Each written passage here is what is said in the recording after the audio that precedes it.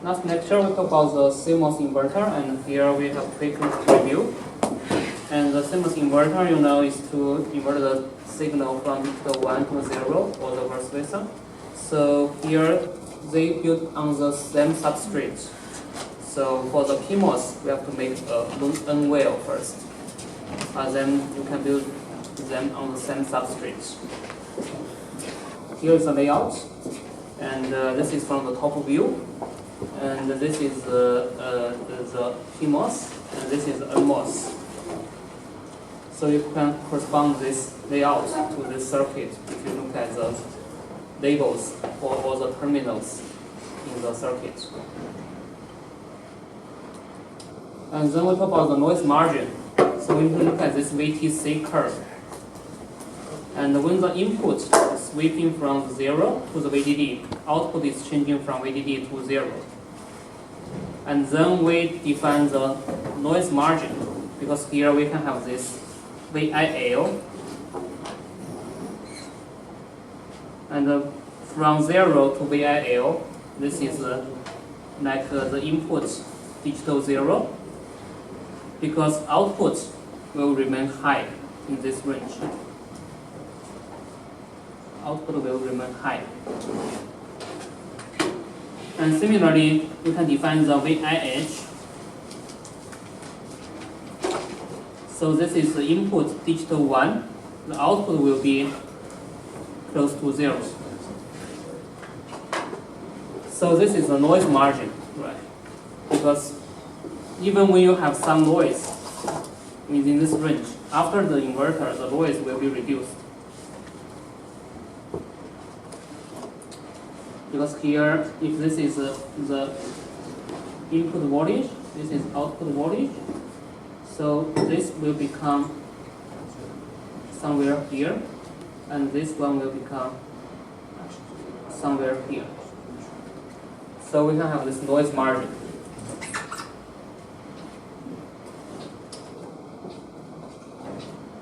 So this noise margin is defined as when the slope in this VTC curve become -1. This is purely by definition. And we see this ideal CMOS inverter. That means we only consider the first order effects of the transistor, which you can apply the ideal square law current equation. Basically, we ignore the channel length modulation effect, and we assume that the transistor still saturates at the saturation region. That means current is flat when you increase VDS. So if you assume that, then the VTC curve will become something like this, with a very sharp transition. And here we talk about the matched condition, where this transition will happen exactly at half VDD. Or in other words, this VTC curve is symmetric. So here the middle voltage, Vm, is defined when the input voltage equals to the output voltage. So you can always draw a straight line with 45 degree.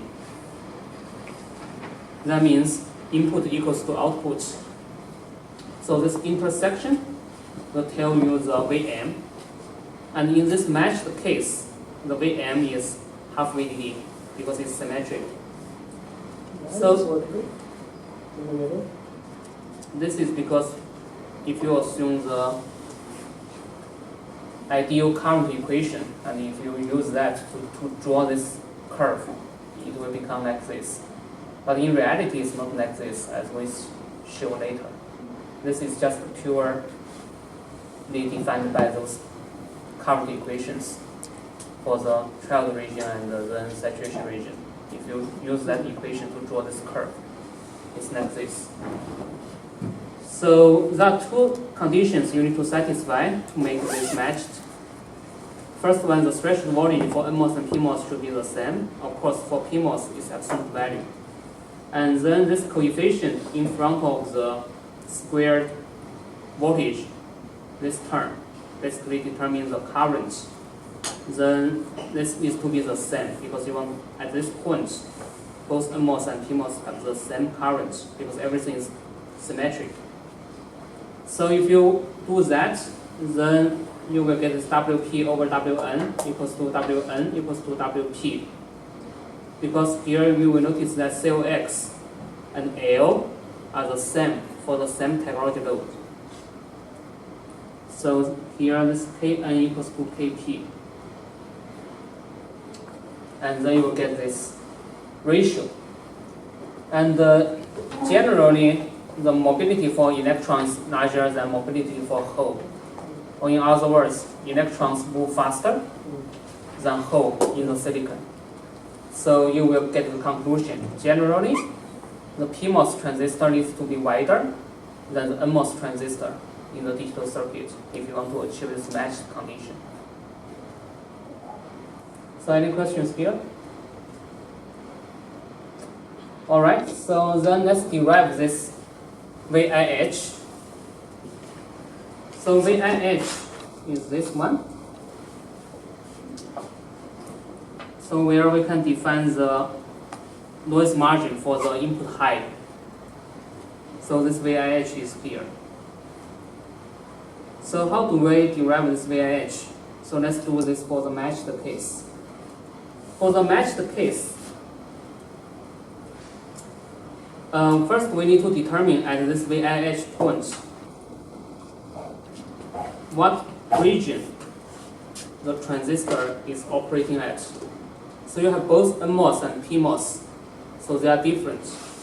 So here you can see here at this moment, the input voltage is kind of large.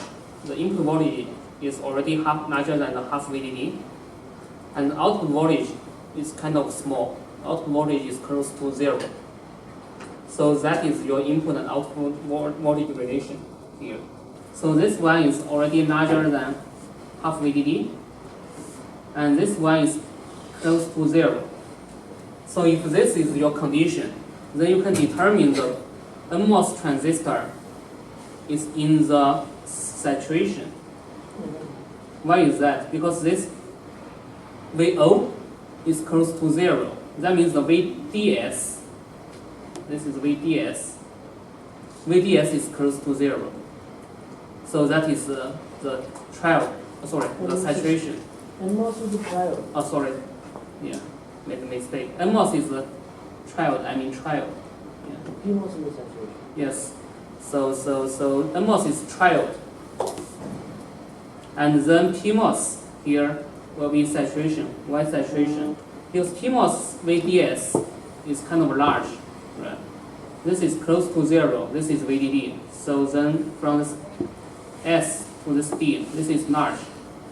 So VDS is large, then the PMOS is in the saturation.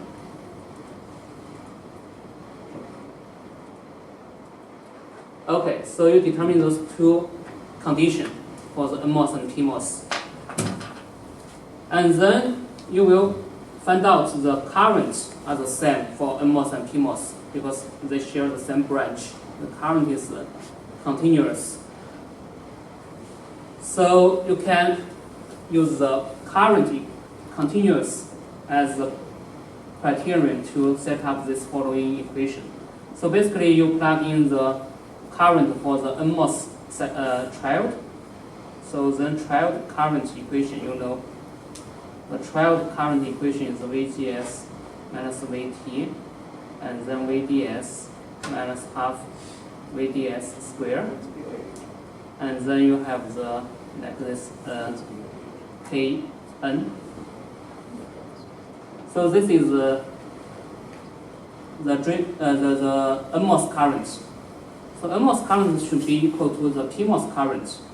So PMOS is in the saturation, so it's half Kp, and then VGS minus VT squared. Of course, you need to use absolute value for PMOS. And then here, for the matched case, Kn equals to Kp. So you can get the following equation because for the NMOS, what is VGS? VGS is this Vi. So this VGS is the Vi. And then what is VDS for the NMOS? So VDS is this VO. So you get this VO. And for PMOS, what is VGS? PMOS VGS, this is VGS for PMOS. And let's say VGS for NMOS. So the PMOS VGS absolute value will be this VDD minus this VI. And then minus VT squared. So here the VT are the same for matched case. So you have this following equation. And here we will differentiate both sides relative to VI. That means you take the derivative of the VO respect to VI of both sides. If you do that, that means you want to do this of both sides. So then here this will becomes this differential term, and then you do this, you will get this one. And on the other side, you don't have the let's say you don't have the VO.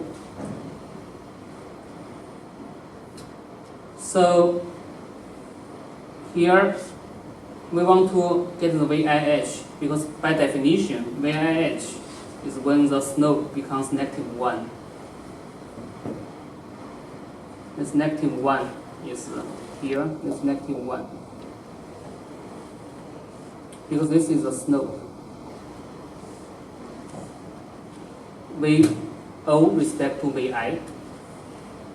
So if you plug in this -1 here, -1 here, then you can finalize the VIH, because at that moment VI becomes VIH. So you will get essentially this equation.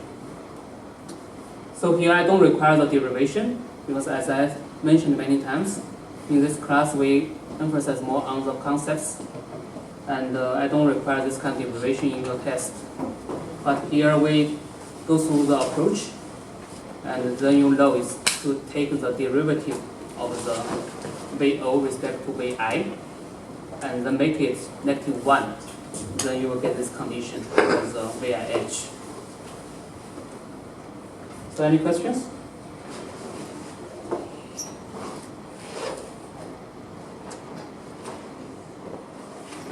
Alright, so that means we get this point and this voltage. So similarly, you can use the same method to get the VIL, which is another -1 when the slope becomes -1. So if you do that, you will get this VIL.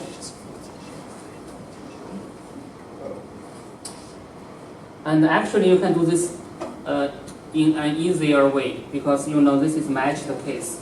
So that means the distance will be the same. So if you know the VIH and then the middle point is VDD, half VDD, then you will know this point because everything is symmetric. Then you will get the VIL as well. And then if you get VIL and VIH, you know this is noise margin for the low. This is noise margin for the high. So they will be the same.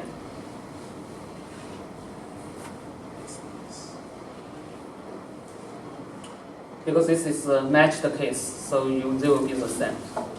So here we derived those voltage points and noise margin with simple parameters like the power supply VDD and threshold voltage.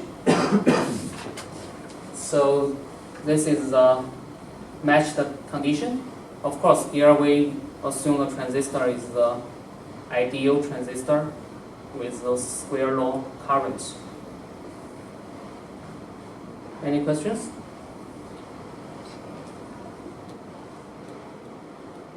Alright, so this is the ideal case, but in reality,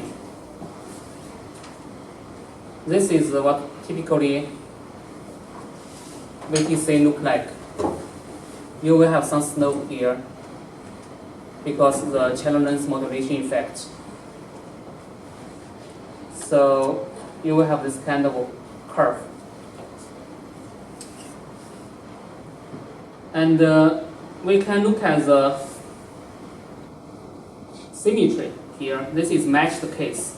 So we assume the threshold voltage both are 1 volt. And in this example, VDD is 4 volts.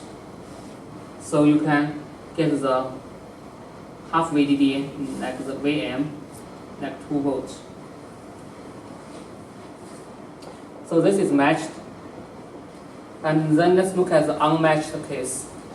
So one way to make it unmatched is to change the threshold voltage. For example, here the threshold voltage for NMOS becomes 1.5 volts, PMOS becomes 0.5. So in this case, the new VTC curve will become this red curve. And you will see that this is shifting to the right.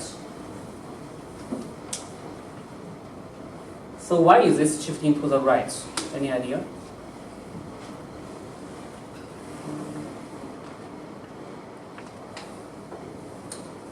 So NMOS threshold voltage increased because you know the NMOS threshold voltage will determine when this output voltage will start decreasing. Because before that, when the input voltage is below the threshold, the NMOS is off. So you almost have low current. Then the output voltage will equal to the VDD because you don't have voltage drop across that PMOS. What do you do to the PMOS threshold voltage?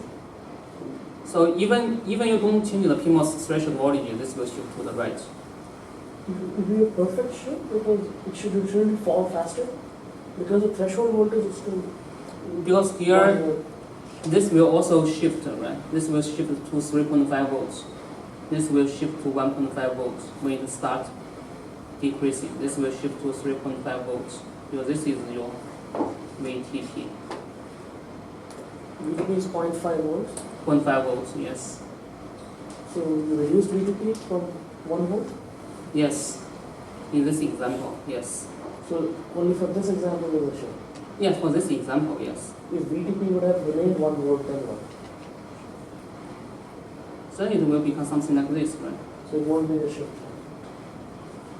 But overall, it still shift to the right. Maybe the slope change, but still overall shift to the right. Right.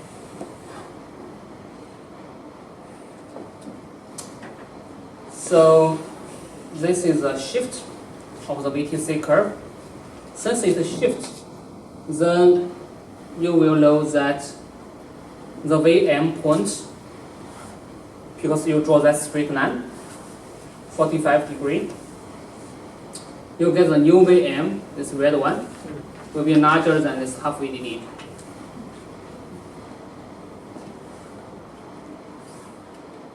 Any questions?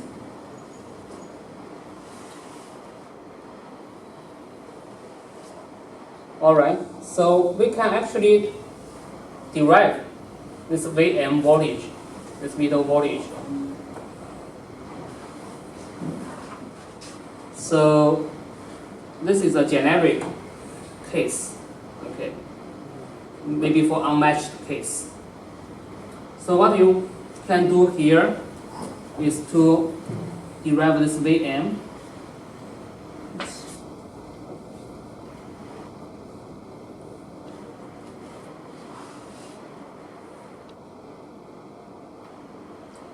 This VM. So this Vm is defined when the Vi equals to Vo equals to Vm.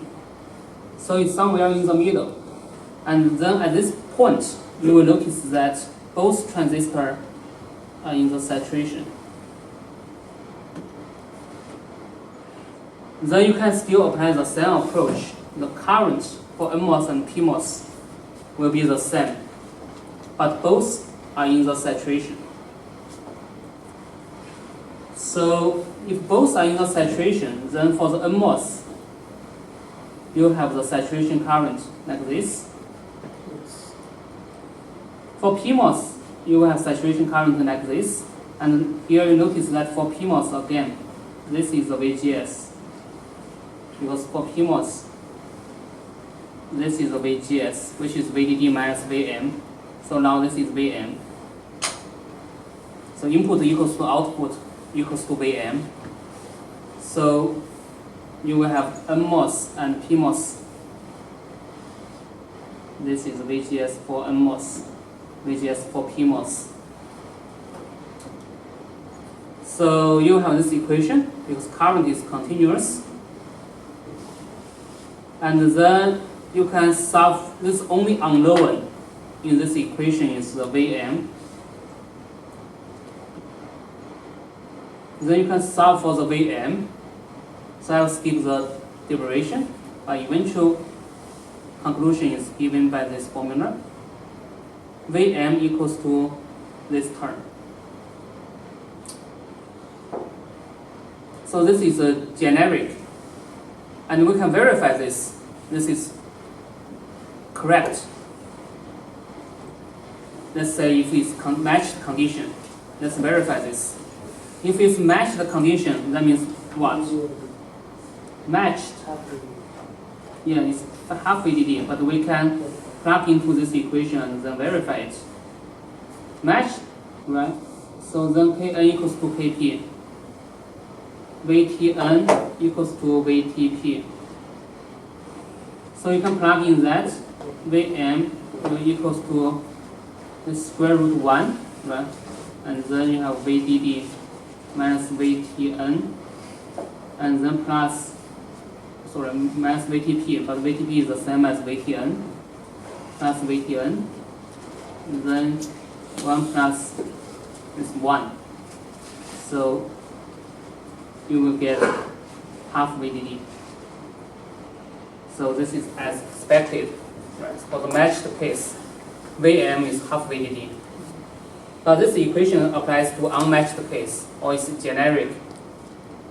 If you have different Kp, different Kn, or different VTH for PMOS and NMOS, you can use this equation to determine the Vm.